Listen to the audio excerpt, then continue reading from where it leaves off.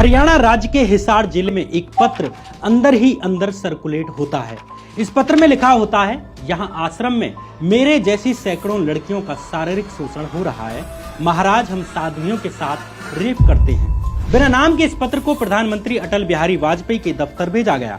कुछ दिन के बाद ऐसी ही एक साध्वी के भाई रंजीत सिंह की इसलिए हत्या कर दी जाती है क्योंकि महाराज को शक था कि इस पत्र को रंजीत सिंह ने लीक किया है, जो कि आश्रम में रहने वाली एक साध्वी का भाई था। एक लोकल पत्रकार ने इस पत्र को अपने अखबार में छाप दिया। महाराज ने इस पत्रकार को माफी मांगने के लिए कहा, लेकिन पत्रकार पीछे नहीं हटता। कुछ महीने के बाद इस पत्रकार को उसके घर के बाहर ही गोली मारकर मौत के घाट उतार दिया जाता है। जिस महाराज ने साध्वियों का रेप किया, जिस महाराज ने रंजीत सिंह की हत्या करवाई, जिस महाराज ने पत्र छापने वाले पत्रकार को मरवाया, उस महाराज का नाम था गुरमीत राम रहीम सिंह। आश्रम का नाम था सिरसा का डेरा सच्चा सौदा आश्रम। आखिर इस सीक्रेट पत्र में ऐसा क्या था जिसे छुपाने के लिए राम रहीम ने 2 लोगों की हत्या करवा दी? गुरमीत राम रहीम की गुफा में आखिर क्या होता था? राम रहीम के बारे में पीड़ित लड़कियों ने क्या बताया? सीबीआई ने यह पत्र लिखने वाली लड़की को आखिर कैसे ढूंढा? गुरमीत राम रहीम ने अपने ही भरोसेमंद भक्त रंजीत सिंह को आखिर क्यों मरवाया? पत्रकार छत्रपति को राम रहीम ने क्यों मारा? प्रधानमंत्री मनमोहन सिंह ने एक सीक्रेट मीटिंग में सीबीआई से राम रहीम के बारे में क्या कहा? आखिर क्या है गुरमीत राम रहीम की असली सच्चाई? जानेंगे आज के इस एपिसोड में।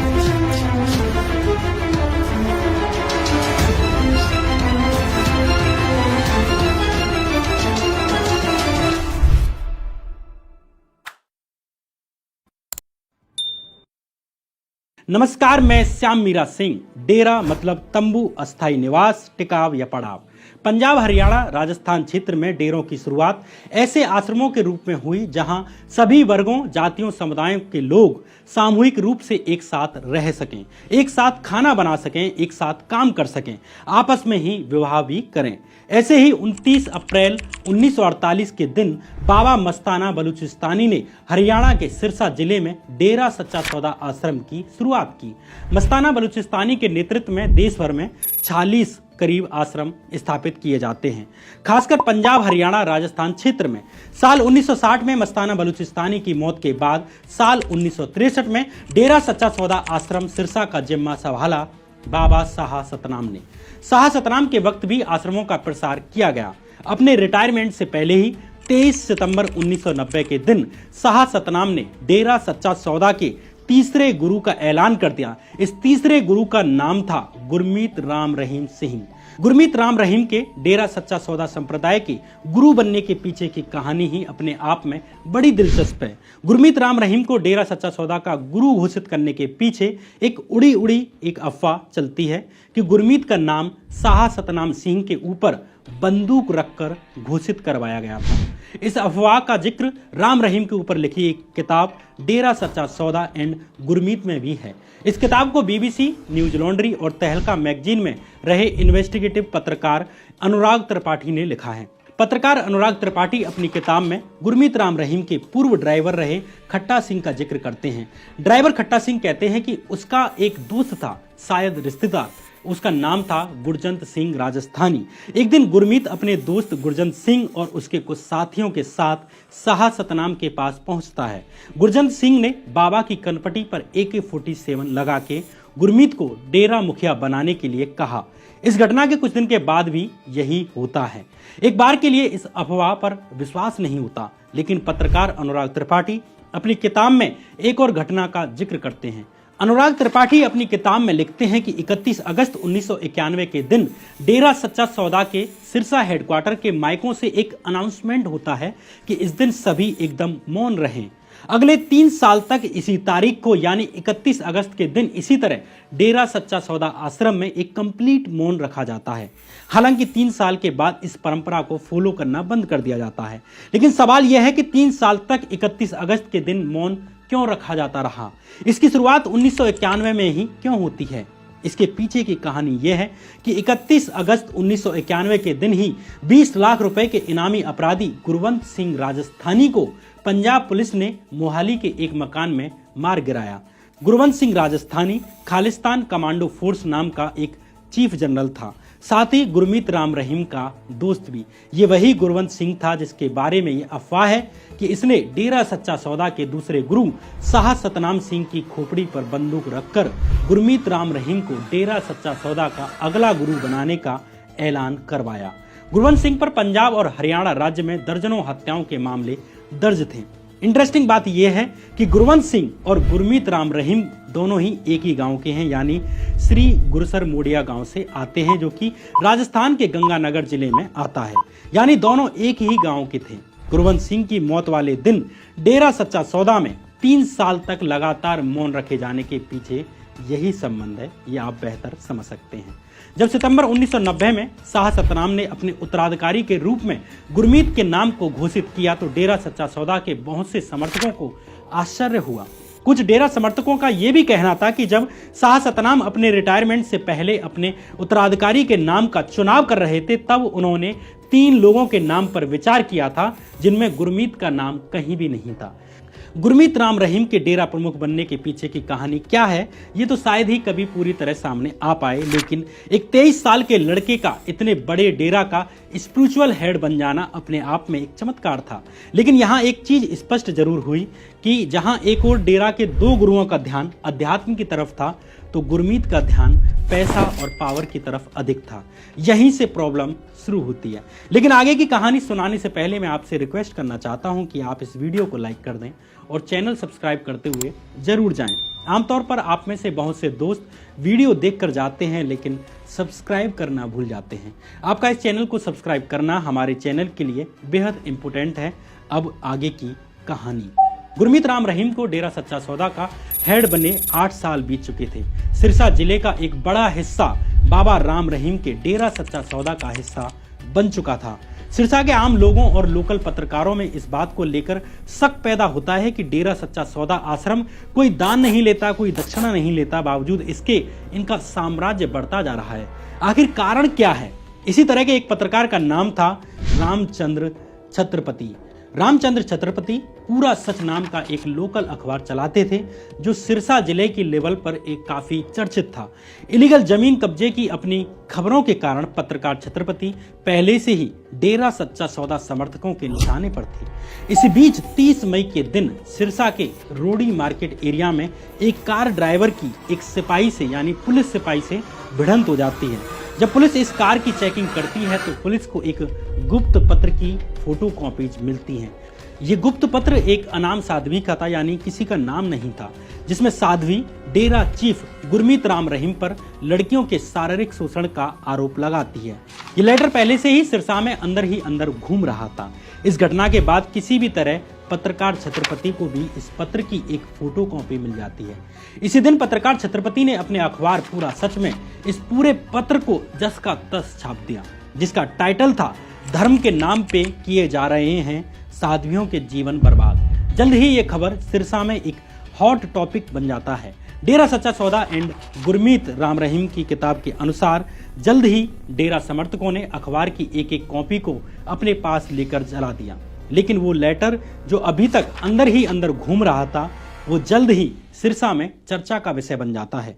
अपनी जान को खतरा देखकर छत्रपति ने 2 जुलाई 2002 के दिन सिरसा के एसपी को एक पत्र भी लिखा, लेकिन एसपी ने कोई ध्यान नहीं दिया। इस बीच डेरा सच्चा सौदा के मैनेजर कृष्णलाल ने भी छत्रपति को बाबा गुरमीत राम रहीम से समझौता करने के लिए कहा, लेकिन छत्रपति अपनी पत्रकारिता के साथ समझौता करने के लिए तैयार नहीं हुए। इसके बाद भी 23 अक्टूबर 2002 के दिन छत्रपति ने गुरमीत राम रहीम के खिलाफ एक खबर छापी। सीबीआई की जांच के अनुसार ये ही वो शाम थी जिस दिन छत्रपति को रास्ते से हटाने के लिए एक खतरनाक साजिश रची जाती है। इसी शाम गुरमीत राम रहीम ने अपने 2 लोगों कुलदीप सिंह और निर्मल सिंह को अपनी गुफा में बुलाया। ये लोग पहले से ही हथियार चलाने में ट्रेंड हुआ करते थे। इन्हें कृष्णलाल के नाम वाली लाइसेंसी रिवॉल्वर दी जाती है। साथ ही पल पल की खबर देने के लिए एक वॉकी टॉकी का सेट भी दिया जाता है। अगले दिन शाम करीब 8:05 पर छत्रपति के घर के बाहर एक मोटरसाइकिल रुकती है। किसी ने रामचंद्र छत्रपति को आवाज दी। अपने 2 बेटों को अंदर ही रहने की कहकर छत्रपति जैसे ही दरवाजे पर आते हैं, आसमान में तड़ातड़ 5 गोलियों की आवाज आती है। छत्रपति खून से लथपथ जमीन पर गिर जाते हैं। दोनों बाइक सवार मौके से फरार हो गए। छत्रपति की हालत देख सिरसा के अस्पतालों ने रोहतक के PGIMS अस्पताल रेफर कर दिया। अगले कुछ दिन तक छत्रपति की स्थिति क्रिटिकल बनी रहती है। इस बीच सिरसा पुलिस के एक SI ने छत्रपति का बयान दर्ज किया। छत्रपति ने खुद कहा कि उनकी हत्या के प्लान के पीछे गुरमीत राम रहीम मास्टरमाइंड है, लेकिन कमाल की बात यह रही कि सिरसा पुलिस ने कहीं भी राम रहीम का नाम दर्ज नहीं किया। छत्रपति के बेटे अंशुल ने पुलिस इंस्पेक्टर को यह भी कहा कि उसने राम रहीम का नाम क्यों नहीं जोड़ा, तो पुलिस ने कहा कि आगे जोड़ दिया जाएगा, लेकिन ऐसा कभी नहीं होता। इस बीच पत्रकार छत्रपति की हालत और अधिक गंभीर होती चली जाती है। इसके बाद छत्रपति को रोहतक के अस्पताल से दिल्ली के अपोलो अस्पताल रेफर कर दिया जाता है, लेकिन 21 नवंबर 2002 के दिन पत्रकार छत्रपति की मौत हो जाती है। ये पहली बार था कि सिरसा के कुछ लोग यानी आम लोग सड़कों पर उतरते हैं। उन्होंने एंटी डेरा नारे लगाए, ये पहली बार था। हालांकि पुलिस प्रशासन गुरमीत राम रहीम की जेब में थे, इसलिए FIR तक में राम रहीम का नाम दर्ज नहीं किया गया। उल्टा पुलिस इस मामले को घर में यानी कि उनके घर में ही एक जमीन विवाद का मामला बताकर इसे डाइवर्ट करने लग जाती है। छत्रपति के बेटे अंशुल ने जनवरी 2003 में पंजाब हरियाणा हाईकोर्ट में एक याचिका डालकर इस मामले की CBI द्वारा जांच करने की मांग की। करीब 9 महीने के इंतजार के बाद हाईकोर्ट ने इस मामले की जांच का जिम्मा CBI को सौंप दिया। करीब 12 साल बाद नवंबर 2014 में CBI ने रंजीत सिंह मर्डर केस के साथ इस मामले में गुरमीत राम रहीम के खिलाफ सबूत पेश किए, जो आगे चलकर गुरमीत राम रहीम को जेल की सलाखों के पीछे भेजने का कारण बनते हैं। यहाँ 2 सवाल उठते हैं कि एक ये कि ये रंजीत सिंह मर्डर केस क्या था और इसका गुरमीत राम रहीम और पत्रकार छत्रपति केस से क्या संबंध था। दूसरा सवाल ये कि आखिर वो पत्र किसका था, वो किसने लिखा था जिसे छापने के कारण पत्रकार छत्रपति की जान चली जाती है। आखिर इस पत्र में गुरमीत राम रहीम पर लगाए गए शारीरिक शोषण और बलात्कार के आरोपों में कितनी सच्चाई थी। डेरा सच्चा सौदा एंड गुरमीत नाम की किताब में पत्रकार अनुराग त्रिपाठी गुरमीत राम रहीम के एक क्लोज सहयोगी का बयान छापते हुए लिखते हैं कि जब पूरा सच अखबार में ये वायरल पत्र छापा गया तो इसके कुछ दिन के बाद ही गुरमीत राम रहीम के गुर्गों ने रंजीत सिंह की हत्या करवा दी। उनको शक था कि इस पत्र के पीछे रंजीत सिंह का ही हाथ है। ऐसा शक क्यों था, इसका पता आपको इस अनाम पत्र में लिखी बातों से स्पष्ट हो जाएगा। इस पत्र में अनाम साध्वी ने लिखा था, 2 साल पहले मैं साध्वी बनी। महाराज गुरमीत सिंह की एक क्लोज महिला शिष्य ने मुझे बताया था कि एक दिन रात 10 बजे मुझे महाराज की गुफा में हाजिरी होने के लिए लगाया गया है। चूंकि मैं वहां पहली बार जा रही थी, इसलिए मैं बेहद उत्साहित थी कि स्वयं भगवान ने मुझे बुलाया है। जब मैं वहां गई तो मैंने देखा कि महाराज जी टीवी का रिमोट हाथ में लिए ब्लू फिल्म देख रहे थे। इनकी तकिया के बगल में एक रिवॉल्वर थी। इसे देखकर मैं डर गई, जैसे कि मेरे पैरों के नीचे से जमीन निकल गई हो। मैंने महाराज जी के बारे में ऐसा सोचा भी नहीं था कि वे ऐसे निकलेंगे। महाराज ने मुझे अपने नजदीक लेकर कहा कि मैं तुम्हें बहुत प्यार करता था। उन्होंने मुझसे ये भी कहा कि जब तुम उनकी शिष्या बनी तो तुमने मुझे अपना सब कुछ सौंप दिया है। इसके बाद उन्होंने मेरा रेप किया। इसके बाद हर 20-30 दिन बाद मेरा नंबर आता। मुझे पता चला कि वो अन्य लड़कियों के साथ भी ऐसा कर रहे हैं। डेरा में करीब 35-40 महिलाएं रह रही हैं। उनकी जिंदगी नरक बन चुकी है। सफेद कपड़ों में हम देवी जैसी दिखती हैं, लेकिन हमारी स्थिति कुछ और है। मैंने एक बार अपने परिवार को भी बताने की कोशिश की, लेकिन वे मुझ पर ही गुस्सा हो गए। महाराज के आदेश के कारण महिलाएं आपस में बात भी नहीं कर सकती। परिवार से भी फोन पर बात करने की अनुमति नहीं है। कोई लड़की अगर डेरा की सच्चाई बताने की कोशिश करती है तो उसे महाराज के आदेशानुसार सजा दी जाती है। कुछ दिन पहले बठिंडा की एक लड़की ने महाराज के गलत कामों के बारे में बात की तो अन्य महिला शिष्यों ने उसकी पिटाई की। वो अभी भी अपने घर पर बिस्तर पर है। उसके पिता ने आश्रम की सेवादार का काम छोड़ दिया। वो लड़की किसी से भी महाराज के गलत कामों के बारे में नहीं बता रही। इसी तरह कुरुक्षेत्र जिले की एक लड़की भी डेरा छोड़कर वापस चली गई है। जब उसने अपने घर पर अपने साथ हुई घटनाओं के बारे में बताया तो उसके भाई ने भी डेरा में सेवादार का काम छोड़ दिया। इसी तरह मनसा, फिरोजपुर, पटियाला, संगरूर और लुधियाना जिलों की लड़कियां डेरा छोड़कर घर चली गई हैं और किसी से भी बात नहीं कर रही हैं, क्योंकि उनको इससे अपनी जान का खतरा है। यही सिरसा, हिसार, फतेहाबाद, हनुमानगढ़, मेरठ की लड़कियों के साथ हो रहा है, जो डेरा के गुंडों के डर से एक भी शब्द कह नहीं पा रही थी। अब आप सोच रहे होंगे कि इस पत्र का रंजीत सिंह से क्या संबंध हो सकता है और डेरा से जुड़े लोगों को ऐसा क्यों लगता था कि इसके पीछे रंजीत सिंह हो सकता है, इसलिए रंजीत सिंह की हत्या कर दी गई। इसके पीछे कारण यह था कि कुरुक्षेत्र की जिस लड़की का जिक्र इस पत्र में था कि कुरुक्षेत्र की एक लड़की डेरा छोड़कर चली गई है और उसके भाई ने भी डेरा में सेवादार का काम छोड़ दिया है, वो लड़की रंजीत सिंह की बहन ही थी और सेवादार की नौकरी छोड़ने वाला कोई और नहीं था बल्कि रंजीत सिंह ही था, जो कभी गुरमीत राम रहीम का नितांत भक्त हुआ करता था। रंजीत सिंह सिरसा से 220 किलोमीटर दूर कुरुक्षेत्र जिले के खानपुर कोलियां गांव के रहने वाले थे। रंजीत गुरमीत राम रहीम के सबसे विश्वसनीय लोगों में से एक था, लेकिन पत्र को लीक करने के शक में रंजीत सिंह गुरमीत के टारगेट पर आ गए। रंजीत सिंह के बाद ही पत्रकार छत्रपति को भी मार दिया गया जिसने इस लेटर को छापा था। यही कारण है कि आगे चलकर सीबीआई ने इन दोनों केसों की जांच एक साथ की। लेकिन सवाल यह है कि सीबीआई ने आश्रम में चल रही बाबा की अय्यासियों का पता कैसे लगाया, किस तरह सबूत जुटाए जिनकी बदौलत गुरमीत राम रहीम को अदालत दोषी ठहरा पाई और उसे जेल की सलाखों के पीछे डाला गया। डेरा सच्चा सौदा एंड गुरमीत राम रहीम की किताब के अनुसार सीबीआई के एक अफसर ने बताया कि जब साल 2002 में हमें ये केस सौंपा गया, इस केस में कुछ भी आगे नहीं जा पा रहा था। जब हमने डेरा प्रशासन से साल 1999 से लेकर साल 2002 के बीच रहने वाली साध्वियों की लिस्ट मांगी तो डेरा प्रशासन ने कोई मदद नहीं की। लोकल पुलिस किसी भी काम की नहीं थी, क्योंकि हमें पता चला कि लोकल पुलिस को डेरा प्रशासन ने घूस खिला रखी है। हम 3 साल तक हरियाणा और पंजाब घूमे लेकिन कुछ पुख्ता सबूत नहीं मिला। लेकिन जांच के दौरान ही सीबीआई को पंजाब के भटिंडा में रहने वाली एक साध्वी का पता चलता है जो 1999 में डेरा छोड़कर आई थी। जब सीबीआई की टीम भटिंडा जिले पहुंचती है तो साध्वी ने ऑन रिकॉर्ड कुछ भी बात करने से इनकार कर दिया। लेकिन इधर साल 2005 आते आते सीबीआई डेरा में रहने वाली साध्वियों की लिस्ट पाने में सफल हुई। इस लिस्ट में 53 साध्वियों का नाम था जो आश्रम में लगे हॉस्टल में रह रही थी। साथ ही 80 उन साध्वियों का नाम भी था जो नए और पुराने डेरा आश्रम के अंदर रह रही थी। और इसके अलावा इस लिस्ट में उन 24 साध्वियों के नाम भी थे जो 1997 के बाद डेरा छोड़कर चली गई थी। सीबीआई के लिए ये एक बड़ी सफलता थी। सीबीआई डेरा आश्रम और हॉस्टल में रहने वाली 133 साध्वियों में से 130 साध्वियों से बात करने में सफल रही, लेकिन कोई भी ऑन रिकॉर्ड कुछ भी कहने के लिए तैयार नहीं थी। वे पूरी तरह से गुरमीत राम रहीम के कंट्रोल में थी। अब सीबीआई ने उन साध्वियों की तलाश शुरू कर दी जो डेरा छोड़कर जा चुकी थी। इन 24 साध्वियों में से 20 साध्वियों को तलाशने में सीबीआई को 6 महीने लग जाते हैं। लेकिन इन साध्वियों के साथ समस्या ये थी कि इनमें से अधिकतर साध्वियों की शादी हो चुकी थी, बच्चे हो चुके थे। फैमिली मेंबर्स इन साध्वियों को सीबीआई से बात नहीं करने देते थे। इसके अलावा साध्वियों को डर था कि कहीं उनके पति को उनके साथ हुए शारीरिक शोषण की जानकारी पता न चल जाए, क्योंकि ऐसी स्थिति में उनका घर टूटने की संभावना हो सकती थी। इसके अलावा साध्वियों को अपने पति, परिवार और अपनी जान का भी खतरा था। इसके अलावा सबसे बड़ी समस्या ये भी थी कि ये परिवार खुद गुरमीत राम रहीम के भक्त थे और बाबा गुरमीत राम रहीम के खिलाफ वे एक भी शब्द सुनना नहीं चाहते थे।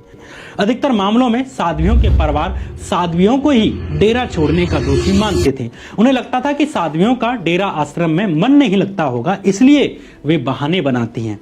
अंततः मई 2006 आते आते सीबीआई 2 साध्वियों को बयान देने और उसे ऑन रिकॉर्ड दर्ज करने के लिए कन्विंस करने में सफल हुई। मार्च 2007 में सीबीआई ने इनमें से एक साध्वी का बयान दर्ज कर लिया।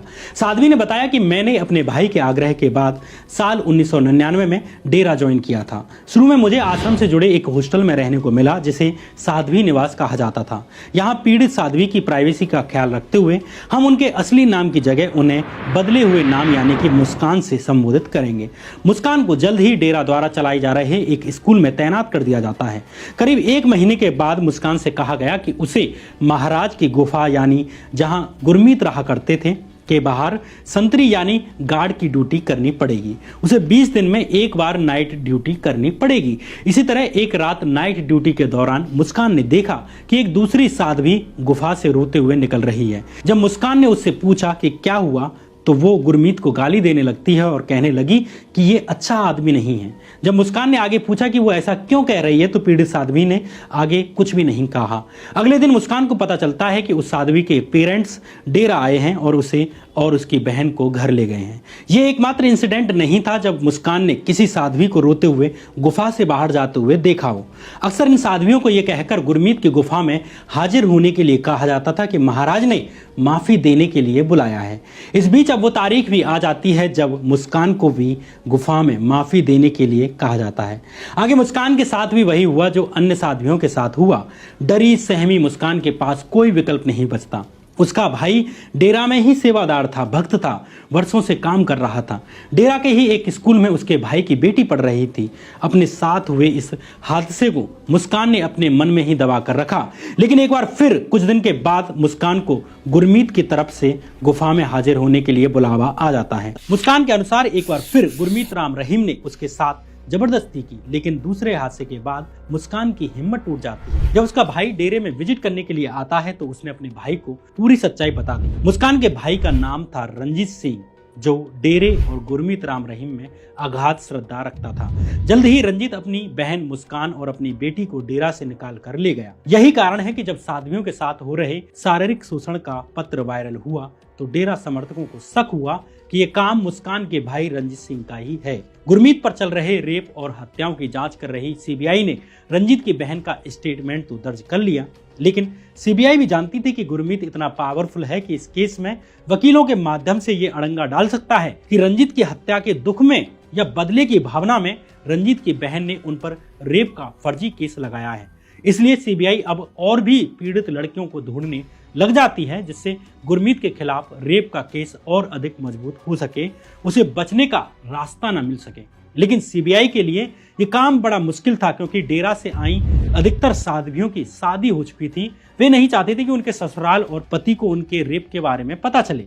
लेकिन सीबीआई एक दूसरी साध्वी को कन्विंस करने में सफल रही, जिसके साथ गुरमीत राम रहीम ने गुफा में बुलाकर दुष्कर्म किया था। 27 अक्टूबर 2007 के दिन अंबाला कोर्ट में इस दूसरी पीड़ित साध्वी ने बयान दिया कि मैं सिरसा की रहने वाली हूं, मैं डेरा के एक स्कूल में पढ़ाती थी। सितंबर 1999 में मुझे गुफा में गार्ड के रूप में मेरी ड्यूटी लगा दी जाती है। ड्यूटी का समय रात 8 बजे से लेकर 12 बजे तक का था। ऐसे ही एक दिन रात करीब 10 बजे जब मैं अकेली थी तब गुरमीत गुफा से बाहर आए और मुझे गुफा के अंदर बुलाया। मैं बाबा गुरमीत को भगवान की तरह सम्मान करती थी।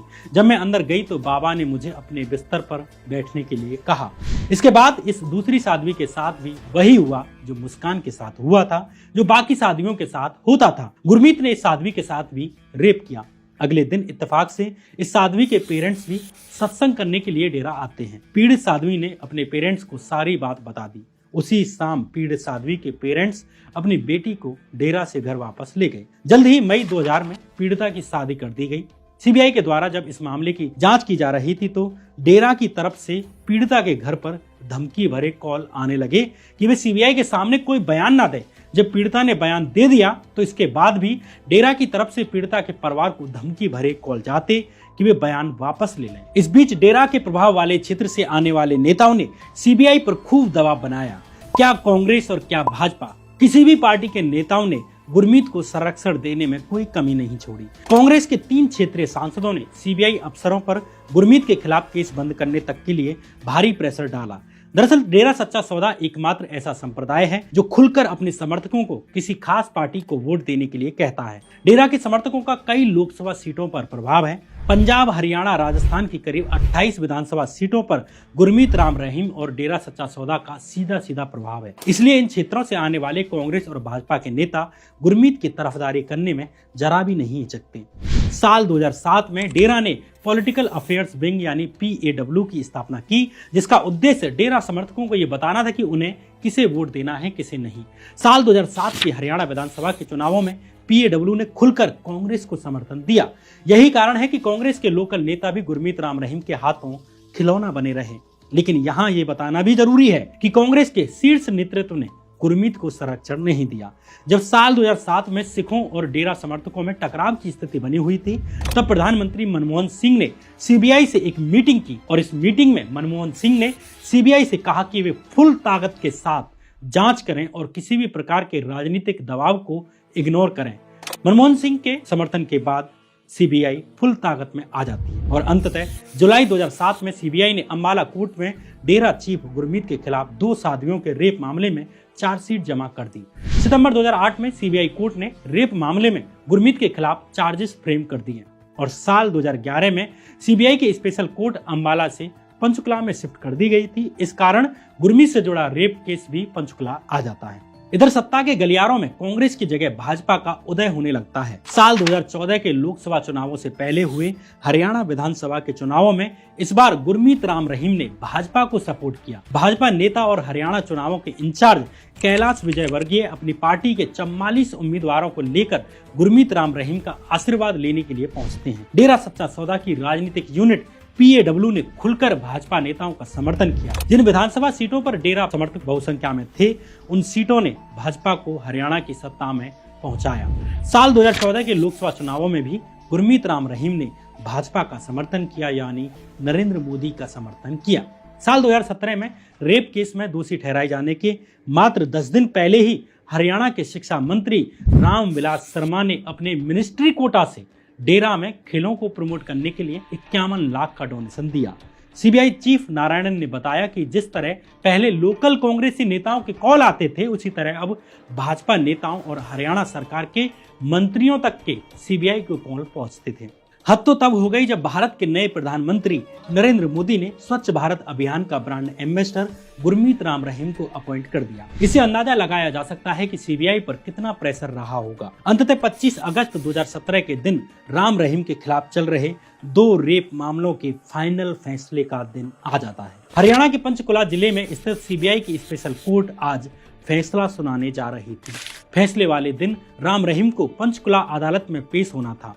चुपचाप अदालत आने या हवाई रास्ते से कोर्ट आने के बजाय राम रहीम ने पूरे काफिले के साथ सड़क रास्ते से अदालत आना चुना। सब जानते थे कि फैसला राम रहीम के मुताबिक ना आने की स्थिति में दंगे तय हैं, लेकिन फिर भी राम रहीम ने अपना शक्ति प्रदर्शन करना चुना। पंचकुला अदालत में पेश होने के लिए राम रहीम सुबह करीब 8:30 बजे सिरसा से निकल जाते हैं। राम रहीम के पीछे 250 से अधिक गाड़ियां चलने लगती हैं। राम रहीम के बहुत से समर्थक उनकी गाड़ी के आगे लेट जाते हैं। डेरा समर्थकों का मूड बदलने लगता है। हजारों समर्थक गाड़ियों के साथ साथ भागने लगते हैं। समर्थकों के हाथों में लाठियां, डंडे और तलवारें थी। सिरसा से निकला ये काफिला फतेहाबाद, उकलाना, कैथल, कुरुक्षेत्र और अंबाला से निकलते हुए पंचकुला पहुंच जाता है। इस वक्त तक काफिले में 350 से अधिक गाड़ियां हो चुकी थी। करीब 2:18 पर राम रहीम कोर्ट के अंदर प्रवेश कर जाते हैं। समर्थकों को बाहर ही रोक लिया जाता है। करीब 2 लाख डेरा समर्थकों ने पंचकुला कोर्ट को घेर लिया। 2:30 बजे रेप मामले में सुनवाई शुरू हो जाती है और फाइनली फैसले की घड़ी आ जाती है। 3:05 पर सीबीआई के जज जगदीप सिंह ने गुरमीत राम रहीम के मामले में फैसला सुना दिया। राम रहीम दोनों ही रेप के मामलों में दोषी करार दिए जाते हैं। राम रहीम के रेप केस में दोषी पाए जाने की खबर आग की तरह फैल जाती है। हरियाणा पुलिस चुपचाप राम रहीम को कोर्ट से निकाल कर ले गई, जिसके बाद एक हेलीकॉप्टर की मदद से राम रहीम को रोहतक ले जाया जाता है। लेकिन इधर पंचकुला में इकट्ठे हुए राम रहीम के समर्थकों ने कानून हाथ में ले लिया, बल्कि उसे पैरों से कुचला भी। डेरा समर्थकों ने दंगे शुरू कर दिए। पुलिस के साथ हुई डेरा समर्थकों की इस भिड़ंत में 39 लोगों की जान चली गई। 39 लोगों की जान सिर्फ राम रहीम के कारण। 1 घंटे के अंदर ही अन्य जिलों जैसे कि मनसा, फिरोजपुर और भटिंडा आदि में भी हिंसाएं शुरू हो जाती हैं। अभी राम रहीम को सिर्फ दोषी ठहराया गया था, सजा क्या होगी ये बताना बाकी था। इसलिए 28 अगस्त के दिन रोहतक की सुनरिया जेल के पास स्पेशल अरेंजमेंट करके एक अस्थायी अदालत तैयार की गई। हरियाणा पुलिस के साथ साथ पैरामिलिट्री फोर्सेज की 23 कंपनियां सुरक्षा के लिए खड़ी कर दी गई। भारी चौक चावंद के बीच स्पेशल जज जगदीप सिंह ने दोनों रेप मामलों में अलग अलग 10 साल की सजा सुनाई, यानी 10 एक केस में और 10 दूसरे केस में। अदालत ने पीड़ित लड़कियों को भी 14 लाख रुपए का मुआवजा देने का फैसला सुनाया। फैसला सुनते ही राम रहीम अपने घुटनों के बल बैठ जाता है और जज से माफी मांगने लगता है कि मुझे माफ कर दो। सालों की अदालती लड़ाई ने राम रहीम को भगवान के स्वरूप से जेल की ड्रेस में ला दिया। दोनों रेप मामलों का फैसला आ चुका था, लेकिन अभी भी रेप पीड़िता के भाई और डेरा सच्चा सौदा के पूर्व समर्थक रंजीत सिंह और पूरा सच अखबार चलाने वाले पत्रकार रामचंद्र छत्रपति को न्याय मिलना बाकी था। 11 जनवरी 2019 के दिन स्पेशल सीबीआई कोर्ट ने पत्रकार छत्रपति की हत्या के मामले में भी राम रहीम को दोषी ठहरा दिया। छत्रपति मर्डर केस में राम रहीम को उम्र कैद की सजा सुनाई जाती है।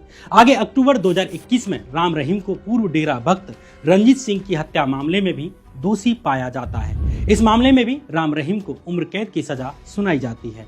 राम रहीम के साथ ही 4 अन्य हत्यारों डेरा मैनेजर कृष्णलाल, जसबीर सिंह, अवतार सिंह और साबदिल को भी उम्र कैद की सजा सुनाई जाती है। लेकिन आज भी सरकारें राम रहीम का संरक्षण कर रही हैं। समय समय पर नियमों की नीलामी करते हुए भी भाजपा सरकार राम रहीम को बार बार उन्हें पेरोल पर छुट्टियां मनाने के लिए भेज देती है। नवंबर 2023 में गुरमीत राम रहीम को 21 दिन के लिए छुट्टी दे दी जाती है। इससे पहले जनवरी 2023 में राम रहीम को 40 दिन की छुट्टी दे दी गई। उससे 3 महीने पहले यानी अक्टूबर 2022 में भी 40 दिन की पैरोल पर छुट्टी दे दी जाती है। जैसे तैसे राम रहीम पर केस प्रूव हो पाया, उन्हें उनके अपराध की सजा मिल सकी, लेकिन अपने प्रभाव और राजनीतिक वोटों के लिए बार बार भाजपा सरकार के द्वारा उन्हें विशेष छूट दे दी जाती है। क्या इसलिए ही रंजीत सिंह ने अपनी बहन की अस्मिता की लड़ाई लड़ी? क्या इसलिए ही पत्रकार रामचंद्र छत्रपति ने अपनी जान गंवाई? क्या इसलिए ही पत्रकार छत्रपति का परिवार 17 साल तक कानूनी लड़ाई लड़ता रहा? 2 लड़कियों के बलात्कार की बात तो प्रूव भी हुई है। ऐसे कितनी लड़कियां होंगी जिनकी शादी हो गई, जिनके बच्चे हो गए, जो कभी भी अपना मुंह न खोल सकी? उनके साथ हुए अपराधों को आज भी सरकार के द्वारा छुपाया जा रहा है। सिर्फ किस लिए? क्योंकि राम रहीम के पास उसके अंध समर्थक हैं जो उसके कहने पर किसी को भी वोट दे देते हैं। वो डेरा सच्चा सौदा जो अपने सुधारवादी क्रांतिकारी मूल्यों के लिए प्रचलित और सम्मानित हुआ, उसके शीर्ष पर बैठे एक आदमी ने इतने शानदार विचार को लज्जित कर दिया। बाबा सावन सिंह, बाबा मस्ताना बलूचिस्तानी, बाबा शाह सतनाम और करोड़ों निर्दोष भक्तों ने, जिन्होंने डेरा सच्चा सौदा को अपने पवित्र विचारों से सींचा, इंसानों को इंसान बनाने की राह दिखाई, उसके शीर्ष पर एक गलत आदमी बैठ जाने के कारण डेरा सच्चा सौदा जैसा क्रांतिकारी विचार लज्जित हो जाता है। और हमारी सरकारें और हमारे नेता तो महान हैं ही हैं। बहरहाल ये कहानी फिलहाल यहीं खत्म होती है। आप हमारा चैनल सब्सक्राइब करके और वीडियो को लाइक करके भी हमें अपना सपोर्ट दे सकते हैं। तब तक के लिए बने रहिए इसी चैनल पर। नमस्कार।